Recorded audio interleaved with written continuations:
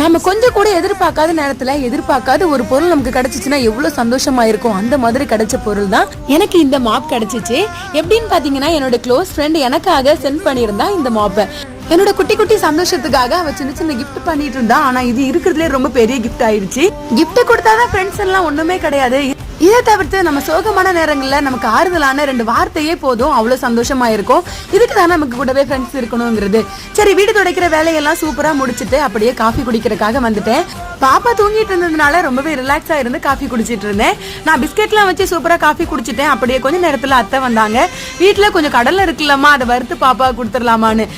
கடலை வறுத்த அனுபவம் கொஞ்சம் கூட எனக்கு கிடையாது. கடலை வறுக்கிறதுனால எங்க பாட்டி தான் ஞாபகத்துக்கு வருவாங்க. பாட்டி அடுப்பு முன்னாடி உட்காந்து சூப்பரா கடலை வறுத்து கொடுக்க நாங்க பக்கத்துல உட்காந்து சாப்பிட்டுட்டு இருப்போம். அவ்வளவு ஜாலியான அந்த டேஸ் எல்லாம் இப்ப ரொம்பவே மிஸ் பண்றோம்னு நினைக்கிறேன். கடலை பருப்புல உள்ள தோல் ஈஸியா இந்த மாதிரி உறிஞ்சு வந்துருச்சுன்னா கடலை பருப்பு வறுபட்டு இருந்துச்சுன்னு அர்த்தமா.